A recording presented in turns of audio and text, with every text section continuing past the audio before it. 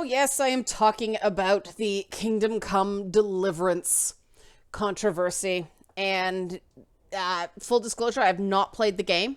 I am waiting for the patches to get some of the buggy McBuggerson stability issues out.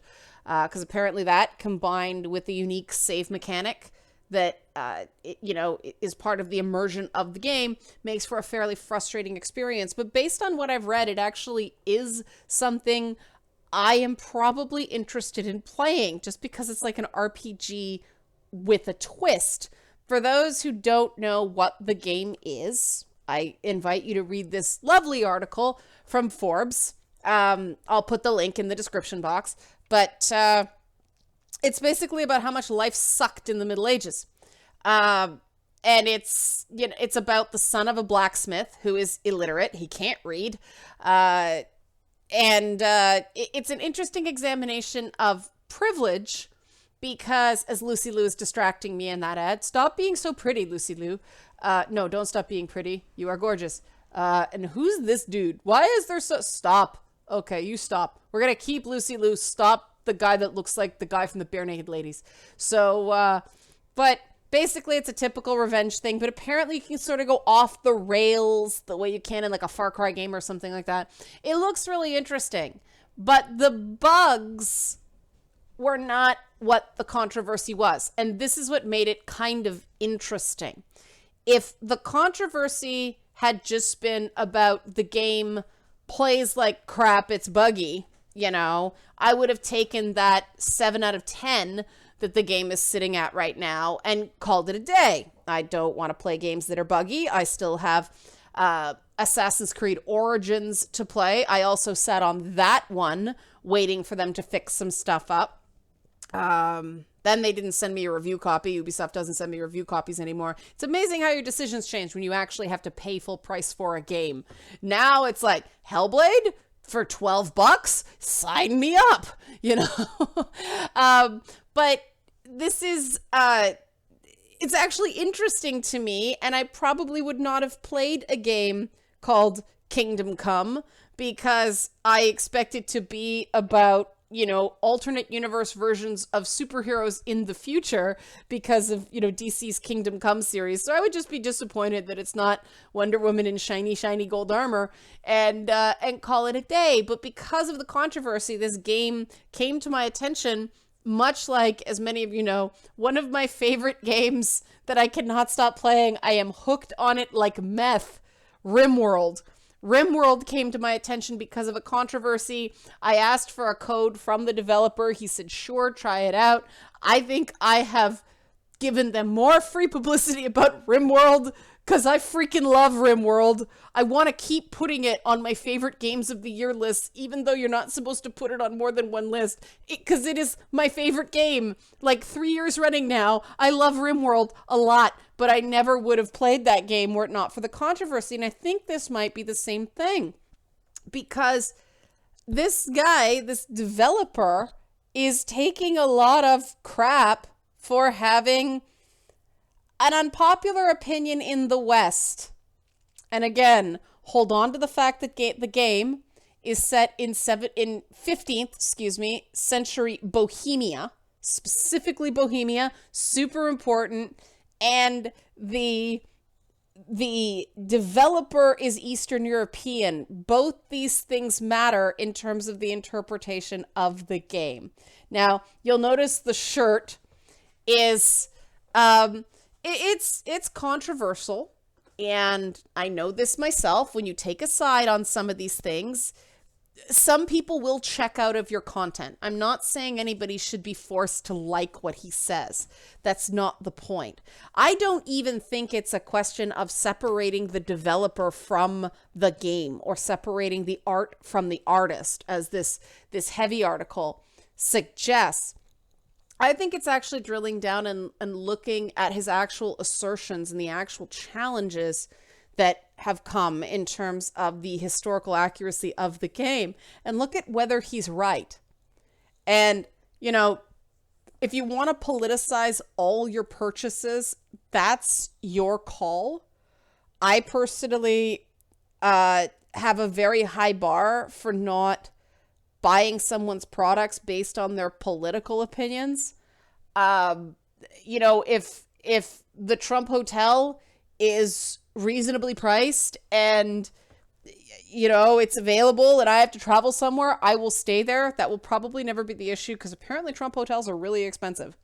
But if I was stuck somewhere, I would stay at a Trump hotel. I wouldn't, yes, you're giving money to someone who people think is evil, but when you're stuck, right? Like, you can't cut off your nose to spite your face.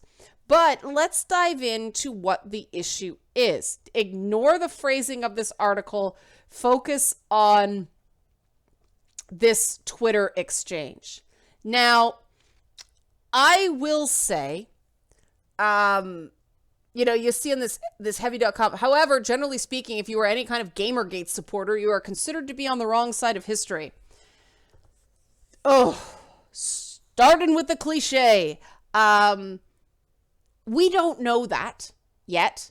History hasn't been written yet. I love when people use hot takes and proclaim you are on the wrong side of history before the history's been written. We don't really know. We're still in this tug of war back and forth. And the problem with the whole Gamergate controversy, I know I was at ground zero for it, is a lot of people got labeled secretly pro-Gamergate, or you're just pro-Gamergate and you can't admit it, when all people were saying is, some of the things they do are pretty gross, but they have some points that I think we should consider. Even if someone was pro-Gamergate, I know some of you watch this channel, you know my opinion on that. I judge people as individuals. If you're cool, great. If you're not good. I don't care what side of an internet slap fight you were on. And that's what I believe Gamergate was, in my experience, being there. But what I thought was interesting is this account, this A Man in Black account, this is one of the few people I think I actually blocked. I know I muted him because he was one of the ones telling me I was womaning wrong and started injecting all these racial politics into things, knowing nothing about my history or where I grew up, which happened to be a predominantly Black neighborhood. But, just evil white woman, hiss. Come on. He said some things that I held to be quite sexist, and he wouldn't back down. The issue wasn't so much that he said sexist things, is that he's claiming to be this big arbiter of social justice when he's really no better than some rando on the internet when it comes to certain things. He's one of these people that believe that there's a right way to woman and a wrong way to woman, and anybody who's not modest is womaning wrong. That's the short version. I'm sure he will disagree, but this is where they're kind of both wrong, but the developer, Daniel Vavra, is actually less wrong than Grand Galactic J, otherwise known as A Man in Black, in the saga that is Gamergate. This guy was a known. He was sort of identified as, for lack of a better term, one of my Steam friends just popped up as playing Kingdom Come Deliverance while I'm doing this. How funny. But this is one of those guys who was pretty much identified as a social justice troll, like a troll for the anti-Gamergate side. Yes, those existed. So the fact that anyone would really,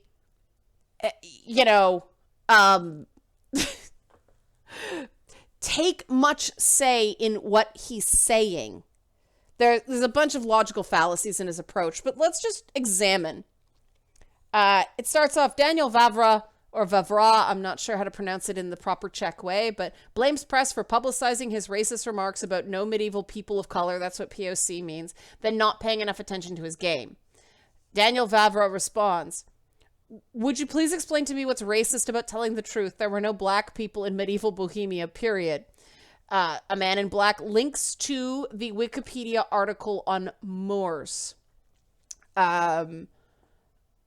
Daniel Vavra says, we are consulting everything with top historians on the period, and they laughed when I told them about this nonsense. Link about Moors, maybe it's the same tweet. Daniel Favre says, Bohemia is nowhere near Spain. It's like 2,000 kilometers, so no Moors living in Central Europe. That is actually a mistake. But he's still not wrong about the Moors not being in Bohemia in that period. He says, do you really think that I'm making historically accurate game for my country without knowing our history? Okay, actually, it's from Czechoslovakia. I wasn't sure. No one ever made that track completely ahistorical. And then he references as Daniel Favre says, what exactly does a 11th century French king have in common with 15th century Bohemia? This is one of these mistakes that some people make, usually about Africa, that Africa is just like one country when it's actually many countries. Africa is a continent. People do the same thing about Europe, especially Eastern Europe. They don't recognize that before communism, those things were actually separate countries with different people with different ethnic backgrounds. And the mistake a man in black made, he is confusing Moravia, which is a neighbor of Bohemia. Nowadays, when people talk about Bohemia, or later in history, it incorporates Bohemia, Moravia, and one other territory. But at the time, they were separate entities. Moravia had some Romanized Moors, meaning Moors that had jumped sides to fight for the Holy Roman Army. Now, that's important because there is a minority population in Czechoslovakia now. That is, you'll see right here, Moravians.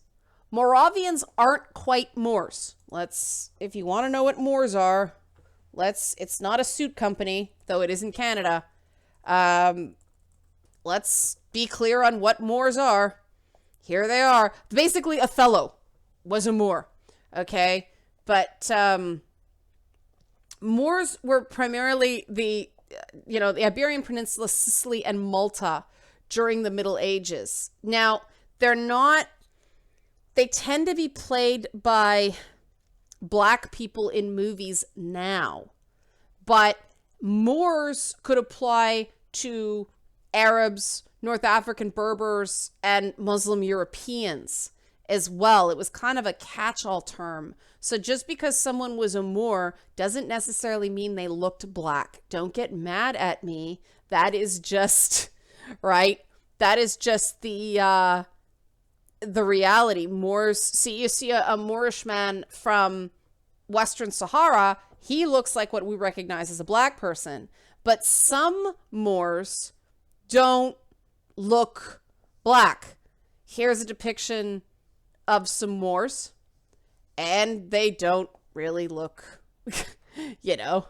they don't look black at all. Now, granted, this is an artist's rendering, but if you Google search Moravia and get kind of images of ethnic dress, do these look like black people to you? It's a different thing, and they were Romanized, so you can assume there was some intermarriage and stuff. This stuff is important because these are the modern day ethnic groups. Modern day, today, okay? It's the undeclared is probably people who don't know if they're Czech or Moravian or Slovak or Ukrainian or whatever.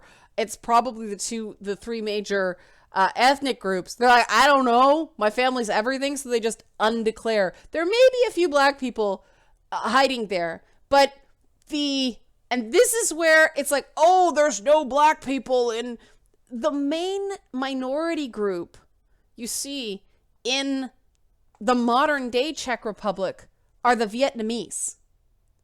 They moved around during the communist years, as did some Chinese, but there's about 30,000, just under 30,000 Vietnamese people, and the population is apparently growing in the modern day Czech Republic. Now, the Roma were a bigger issue back in the day, but this is modern demographics, and they consider Germans, Russians, and Hungarians to be ethnic groups in the Czech Republic. This is how white the Czech Republic is. I used to work with a cameraman who was from the Czech Republic. It is very white. Interestingly, the guy actually changed his name when he got married to Brown because no one could pronounce his Czechoslovakian name. But so even though there were some Moors living in Central Europe, they were not the Moors of the Western Sahara that we normally see in movies. They were more Arabic people. In this case, Romanized Arabic people who pretty much look like Greek people. They're not people we would consider today, or Sicilians. We wouldn't consider them today to be black people. Back then, these tribal designations mattered a lot. But this is important because you may think Daniel Vavra is a horrible asshole, but he's actually right. The historians that he consulted about a game in, peasant farming Bohemia in the 15th century, it would be very unlikely to face a person that we would consider black today, even if they were Moors. If you've been watching Nightfall, the show about the Knights Templar, the Saracens were close cousins to the Moors. They would look more like that, but not necessarily in the rural towns that this game is set in. So it's important to say right is right, wrong is wrong. Then there's all this other stuff about Breitbart articles and ISIS. I'm looking at this and I'm reading sure, it's an anti-immigrant sentiment. There's a lot of that in Europe right now. I'm not going to penalize a guy's game because he happens to quote a Breitbart article once. If he was going on constantly about immigrants, maybe I'd feel differently. But this was in one case just an Islamic State fighter. I'm willing to give him the benefit of the doubt here and believe that he had a strong reaction to this article. He does not necessarily hold racist views based on this, right? Everybody hates ISIS. It's something everyone can agree on except ISIS, right? And then he does a funny thing because he thinks his wife is hot. And I admit that's a pretty hot picture of his wife's torso. She probably didn't want to be in the photo showing her face. But dude, I'll give it to you. Your wife's pretty hot. And, he's clearly expressing himself. Now, he starts talking about why. And this is the part where I think it's more important to listen to understand than to listen to speak or listen to react, okay? He's saying he took, he started participating on the pro-Gamergate side because everyone, me included, is scared that if he raises his voice, media will not write about his game. It talks about they don't want to be bullied. Takes a shot at a Sarkeesian. Not the nicest, but she gives as good as she gets. You guys know my history with her. She blocked me on Twitter too. And yeah, is it trolly? Absolutely. As the articles say, is it brash and rude and trolly? Yes. But they say this seems to fall in line with the traditional outspoken conservative mold. Maybe in America, author, not in a former communist country. Where are you from, Paul Meekin? No, man, doesn't say. Madden football, probably American. Probably American. But this idea that it sounds like an American conservative, that is not where Daniel Vavra is from. And he says, this was apparently translated from the Czech, so don't hang on every word. It's a translation. I grew up in a country dominated by a communist regime after being occupied by the National Socialists. The Nazis killed over 300,000 people alone in the territory of today's Czech Republic. My grandfather was imprisoned in a labor camp from which he luckily escaped. After the war, the communists confiscated my family's home and business and repressed our freedom for another 40 years. I've dealt with this back and forth with the Russians and the Nazis when I've talked about The Witcher before, which is probably why he referenced CD Projekt. They come from a similar history. The Witcher game, that whole dynamic the Witcher game has, that, you know, Temeria and Redania, and they basically roll over, and that's a big part of Eastern European history. The fact that, oh, we're controlled by the Nazis now. Oh, the Nazis are gone. Oh, the communists are here, so we're controlled by the Russians now. Not much different. They're all assholes. That's the attitude of people who have lived under these oppressive regimes for decades. And every person I have met from a former Nazi-occupied country or a former Soviet-occupied country has this knee-jerk reaction to any form of censorship in a way that us living in North America cannot understand. We never had to live under the Iron Curtain, okay? Or behind the Iron Curtain. Don't want to screw up that metaphor. But, you know, he says, I am not a friend of any kind of totalitarian rule, and consider the accusation that I am a Nazi or close to any ideology that even remotely goes in that direction, therefore as absurd, even personally offensive and offensive. Anyone who follows me on social networks will know that I cherish the anti-fascist movement of our past, the real anti-fascists back in the day. And the people who follow me always remember our past or honors for our ancestors who were fighting against this regime. I do this to remember the history of our country and its fight against two unjust regimes so that my fans, especially young people, will not forget them. My point of view to Gamergate, as I have stated in various interviews, among others at Kotaku. In summary, I would like to say that for me at heart, it was always about the freedom of speech and the freedom of opinions and thoughts. The freedom for artists to create art free of political interference. For me personally, and I speak only for myself, should the artwork initially always be seen free of political or ideological views, unless the art clearly and aggressively communicates racism or any form of discrediting of minorities? Such messages can, do, and will not be good, not only me, but our entire team. So, it's, you have to view his comments through a Czechoslovakian lens, through, like I said, an Eastern European lens, not an American conservative, because conservatives to Americans are Darth Vader the way the socialists are to Eastern Europeans. It is a different kind of hiss, it burns, make it go away thing. And if you're not approaching his comments in the proper context, you are really missing what he's trying to say. You are implanting artificial hate in his heart where there is none. And that's not cool. You are not actually fighting for freedom when you do that. And this is what interested me about this game, about Kingdom Come Deliverance. This is what made me think, you know what?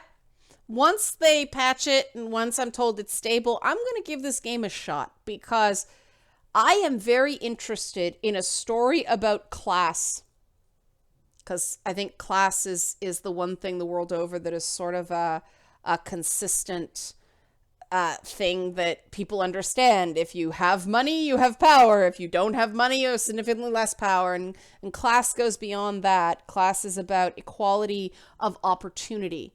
We do not really have equality of opportunity in these current profoundly class-based structures that we inhabit today. And you guys know, in my opinion, all these other identity politics, they're all, you know, the sorting hat for economic class in a lot of ways. Now, racism is really a thing, but I think if we really drill down, systemic classism around the world is a much more global problem than systemic racism.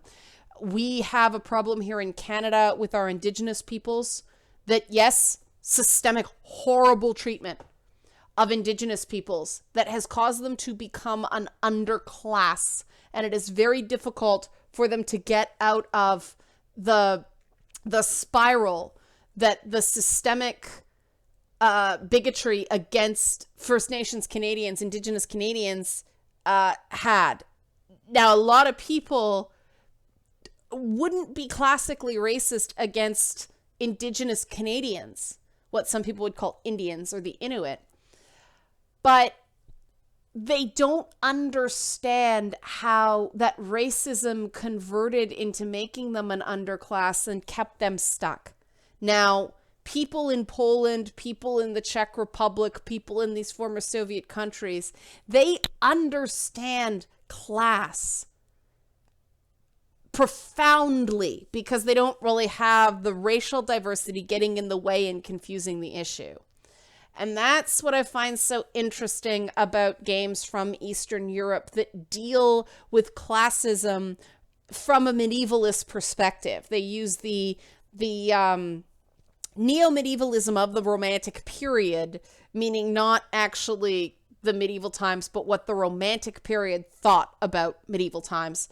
Apparently they're going super historically accurate. I'm interested about that, but based on the art style, I'm seeing a very romantic wash on the whole thing, which makes sense because it's a visual shorthand that people understand. But the examination of class by Eastern European game makers is something that always fascinates me. I think they really do it well. And I would really like the games press to look at the product for what it does well, what it is, what it's saying from a place that to this day doesn't have a lot of racial diversity. They can't speak to racial diversity. They don't understand it, but they are telling their own story of we can make art now because we're not under the thumb of the communists. And that is their story of emancipation. That is their story of rising up against the oppressor. And it's not fair to take that away from them with accusations that they're these big bad white men. In their structure, in the class structure of Czechoslovakia, these guys who are making these games were not the big bad white men. They were the members of the Communist Party who were oppressing everybody else. And we in the West cannot really understand what it was like to live behind the Berlin Wall, to be on the East German side of that equation. I'm old enough to remember when the Berlin Wall came down, so maybe that's why I'm a bit more sensitive to it. But the people that came through the wall on the East German side when Germany was reunified. Yeah, Germany was two countries at one point, kiddies. But the very fact that there were all these media there, I believe it was Chris Matthews that was talking about this the other night, that he was there covering it for, I believe, the San Francisco Chronicle. And he talked to some East Germans, you know, in the German he knew. Obviously, he got by well enough with it. But they're like, you know, what does this mean to you? What does freedom mean to you? What is it? This is freedom, one guy said to him. And it stuck with him for all this time. The ability to talk to a reporter was a symbol of freedom for this East German person. That's how oppressed they were, to think that this is some symbol of freedom. They weren't allowed to do that because if you spoke out against the government, you were rounded up and disappeared. The secret police would come for you. And this is the climate that people making games now remember from their childhood. They have not been out from Soviet rule very long. They just sort of got you know, a lot of the Eastern European countries, they only got their own real governments since, you know, the 1990s. And countries that this happens, they do go through a very nationalist period. If you study a lot of countries, this is very much a thing. The fact that Canada kind of became a country by saying please and thank you and waiting for England to just, here, we don't want colonies anymore. You can be your own country, Canada. We haven't had these the same urge, but we went through our Canadian values period under Stephen Harper, sure. And while it's scary to see the rise of nationalism, there are historical precedents for the fact that once somebody kicks somebody out, like the communists. I mean, God, when I was over in Finland decades ago, they were digging up all the Russian statues. and they were just leaving holes in the ground because Finland became the symbol of just being Russia's bitch through the term Finlandization. And they got their own money. They dug up all, like, there were just holes in the ground. And they were like, we'd rather it be ugly than be Russian.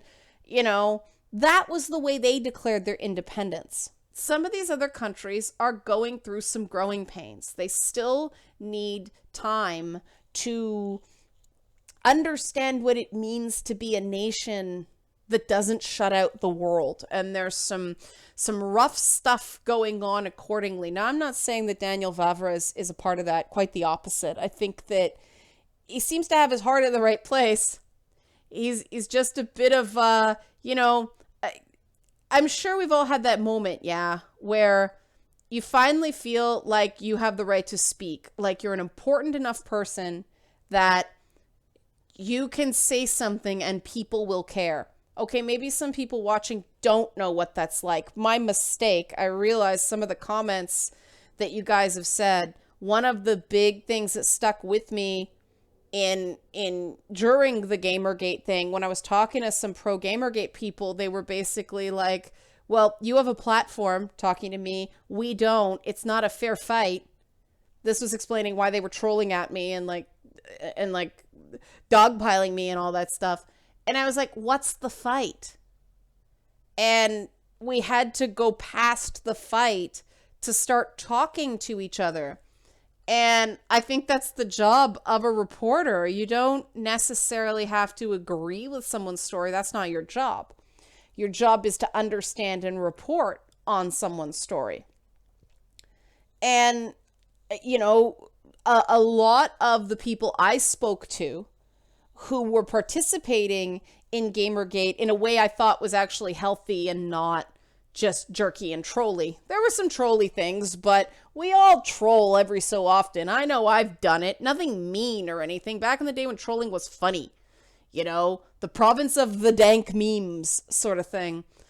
But I learned a lot about Eastern European attitudes towards free speech and what it means to have free speech and their tolerance of a sort of coarseness, we would consider it in the West, in service of free speech. It's the same reason that Eastern European feminism looks more like Daniel Vavra's wife. Have I mentioned that's a pretty hot corset? That's a pretty hot corset. But as a corset fancier myself, nice job, Daniel Vavra's wife. But there's I learned a lot talking to people who had profoundly different opinions from me. And I could go, all right, I understand why you hold that opinion now. And I say this a lot, but I think it bears repeating in closing. I am always more interested in the story behind someone's opinion than the opinion itself. I cannot agree with where they landed and still see validity in their thought process. And that's why it drives me crazy when people like, I don't agree with you on everything, but tell me what you disagree with. Tell me your story. Tell me why you agree with things too. Tell me your stories. I am interested. This is the job of someone who does what I do. I call myself an analyst now because I don't cultivate sources like I used to. But I guess I do. I'm cultivating the ideas of people for Lady Bits and putting it together in something kind of fun and entertaining with Dragon's Crown cosplay. But this is, this is the job of a reporter. It's not necessarily to say what I think about something. If anybody's interested, I believe very much in free speech. I think there are limits on all speech. For instance, you can't threaten to kill someone. That is a limit on freedom of speech. I think that the internet poses a unique challenge to free speech, but if we do have to set kind of hate crime exemptions, they have to be thought about and the bar has to be quite high. And Does that mean we all have to get used to a certain amount of unpleasantness in our lives? Of course. And, I'm not saying this is a nothing. I keep my YouTube comments open.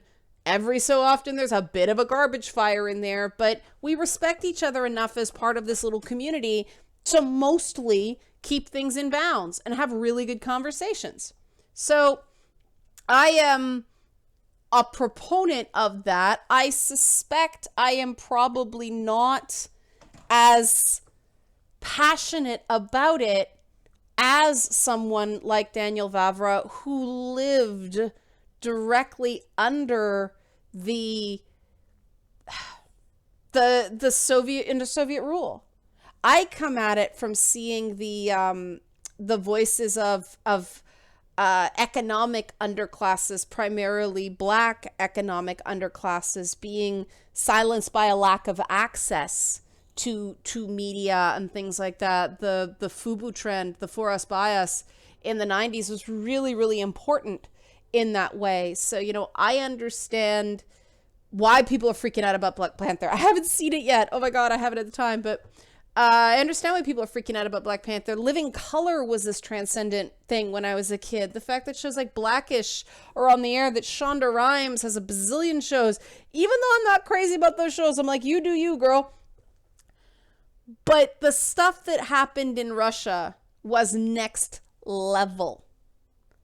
And it's not something we, under a capitalist system, can understand, because we think the classism of capitalism is bad. People in Eastern Europe know better. It's like, yeah, there's a lot of relative poverty, and yeah, the violence in certain neighborhoods is terrible, but we can actually address our problems. I'm going to steal a quote from a guy who goes by Mary. He's from Ecuador initially. He says, yeah, there's a lot of noise in America, but as long as there's outrage, there's hope. It's countries where you can't speak against the government. You're not going to get change. These countries get stuck in a time warp. And I took that, and we're not talking about the internet type of outrage that we saw in this. It's, I don't like racism. I don't like, people doing bad things to other people. And I certainly don't like government corruption. The outrage against government corruption is what people from other countries tend to see when they come here, that when there's corruption in Canada or when there's corruption in the US, there are inquiries. There is at least a show of giving a damn. They don't have that where they come from. So just a bit of perspective. And like I said, I'm going to keep an eye on this game.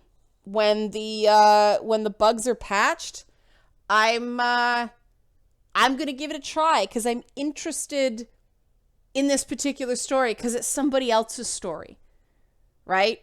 I don't care that it's about a guy. I don't care that it's about, someone in medieval Bohemia. I'm interested in what a guy who lived under communism is saying about class, and a guy who had, his parents had direct experience with the Nazis. I want to see what he says, because I thought it was interesting, some of the things that The Witcher did. I expect similar interesting social commentary from this. All right. Thanks for watching.